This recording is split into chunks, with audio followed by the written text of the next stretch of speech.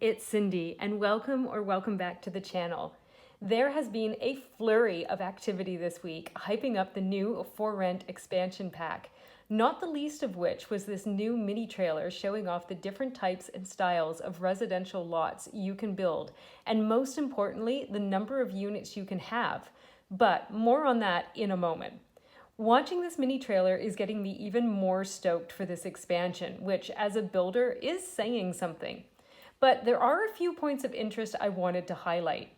First, the Sims team have specified here that residential rentals are available in any livable world, which means they won't be limited to just the new world of Tomarang, but by extension, that also means we won't be able to build them in destination-only worlds such as Granite Falls or Selva Dorada. While that may be a little disappointing, I don't think it's unexpected, and I think it's fair to say that most players are just thrilled that the new lot type won't be locked to Tomarang, like apartments in San Myshuno, with a few exceptions when Eco Lifestyle came out. Second, a lot of people have been curious about how the unit differentiation system will work, and especially if specific doors will be needed to differentiate one unit from the next. And while we don't actually get to see the in-game tool itself in this footage, it does show a variety of different doors, and the gurus have confirmed on Twitter that any door can be used in rental units. Another hot topic of speculation has been the different styles of residential rental lots we'll be able to create, and especially if it will be possible to build detached rental units on the same lot, or if they'll all have to be attached in some way, whether in an apartment complex, an attic, or basement configuration. And as shown here in the 3-unit townhouse example, detached buildings are indeed possible. This opens up a whole new plethora of possibilities, not just for townhouses, but also trailer parks to whole streets of detached houses. No wonder Simguru Nova says the possibilities are endless. Even more cool, and I can no longer find the tweet that mentioned this, but if you want to rent out just a portion of your Sim's private house, that is also a possibility. And you can not only designate the separate living area, but shared spaces as well. So, for example, you could rent out a bedroom and then have a shared kitchen and living room, or rent out a garage that's been converted into a little apartment space and have a shared laundry room. Not sure how outdoor spaces will work, but I expect those will be automatically considered common areas. Now, getting back to how many units you can have on a residential rental lot. According to this mini trailer, the official limit is 6, which I feel is certainly reasonable and more than I think many of us were anticipating if we're being honest.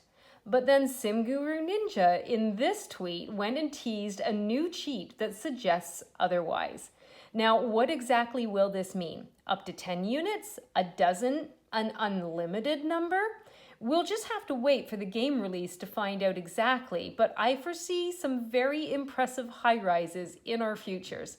Just remember that your machine's performance capabilities may be the biggest limiting factor. I also feel like the For Rent expansion is laying the foundation for possibly adding multifunction lots, such as community or retail buildings alongside residential builds on the same lot, or even hotels down the line.